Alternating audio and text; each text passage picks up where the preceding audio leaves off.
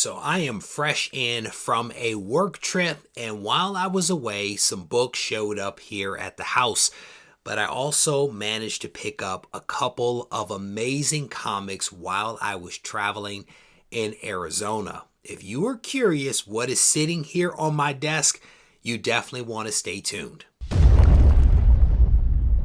Reggie here, and I want to welcome you to another one of my videos. In this video, we are going to take a look at a couple of really awesome books that are from my childhood, but also some amazing Silver Age comics that I managed to pick up on a trip to Arizona. And I will tell you that at least one of these books is the best Silver Age just wild find that I've had in a long time. It's not a major key, but it is a really cool book.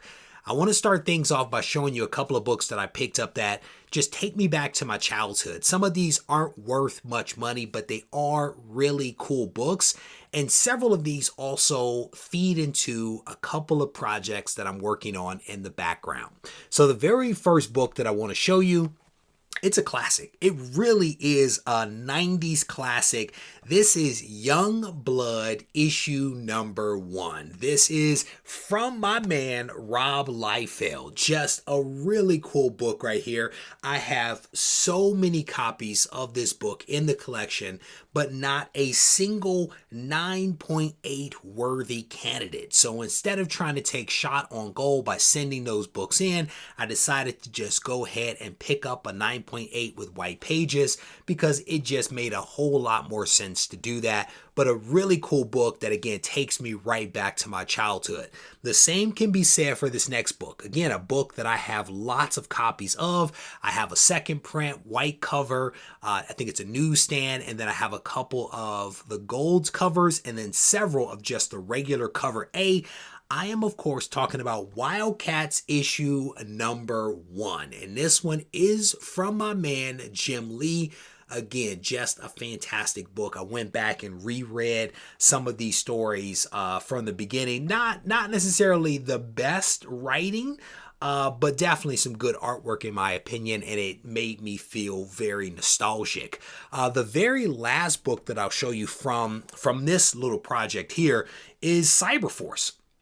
And this one is just, I mean, Cyberforce is just really cool. I dig this team. I dig clearly what Image was doing back in the 90s. So a really awesome book. Again, I have lots of copies of this in the collection. None of them were 9.8 worthy. So again, I decided to go ahead and just pick up these copies for a couple of bucks. So clearly I am working on a project that is related to my childhood and Image. And those are just a couple of the books that I managed to pick up recently. At some point, I'll reveal the whole project, possibly just put it up on the wall so you guys can see it, but you probably know exactly where I'm going with that. These next two books are, they're really special. They are really special books, really special story arc. If you have not read this story arc, I highly encourage you to check it out. And this is another project that I'm working on in the background.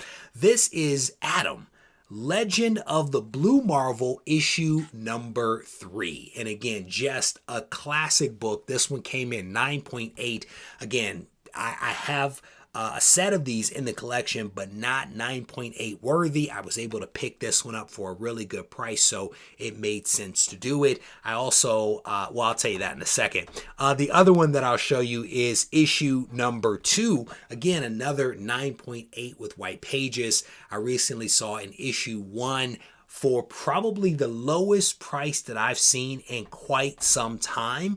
But I'm vacillating. I'm vacillating between a 9.8 of Blue Marvel issue number 1 and another Silver Age Batman key. And so I haven't decided which one I'm going to pull the trigger on, but they're both roughly the same price, which is really tough for me because I absolutely love Silver Age books, but I also really like Blue Marvel. The challenge is that I have 2 copies of Blue Marvel issue number 1 in the collection. Neither is a 9.8 candidate, but I have copies already. So I'm a little torn. I don't quite know what I'm going to do just yet. But moving on to some of the Silver Age books that I picked up. I was in Arizona for a couple of days. I managed to hit 3 shops. And they were very different. They were very different shops, very different setups.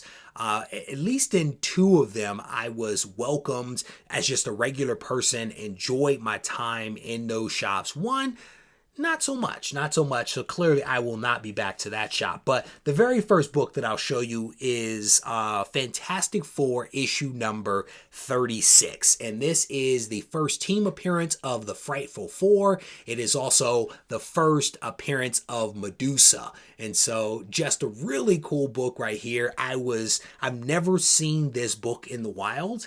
It's not a major key. It's not in the most amazing shape, but it is a really cool book that I will gladly add to my Fantastic Four bin and actually have it in these clear Mylars with the clear backing board. Just a really cool book that I was pleased to have found in the wild.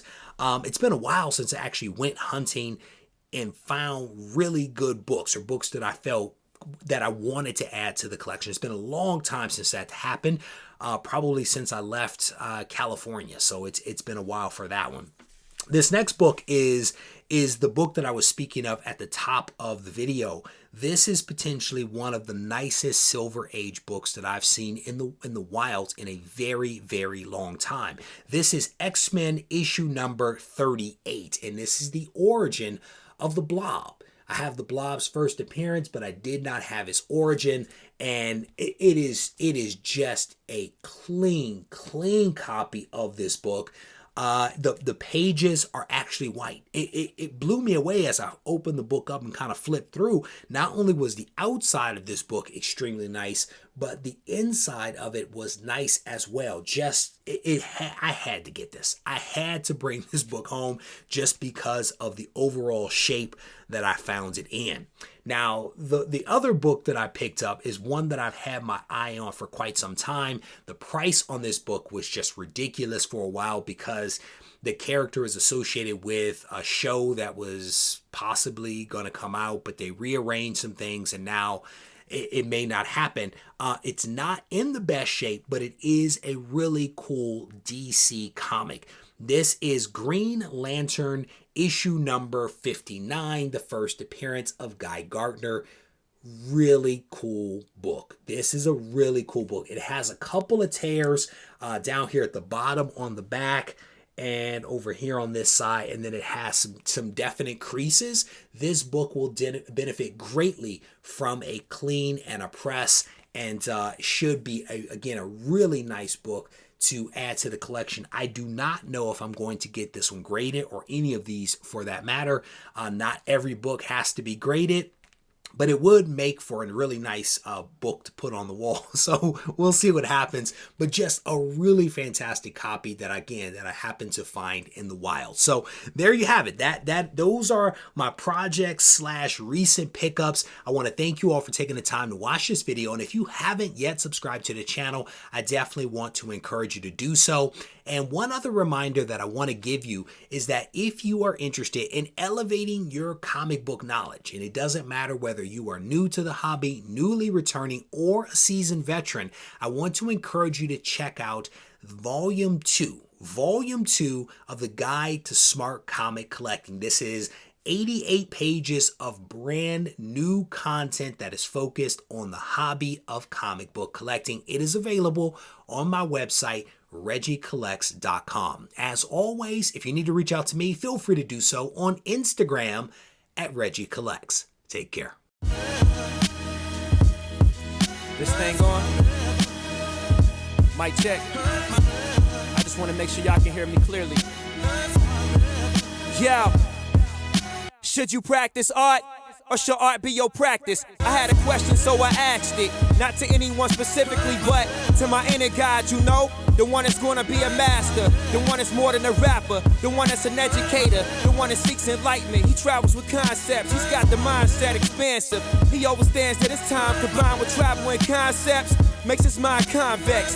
Sort of like when you look at a brain scan, straight off meditation, we was concaving until we had that eternal dialogue that created our dialect. Now we in distinct rooms of pure souls having them conversations, synergy and combinations. You fly and we waiting, Indian style in the gold.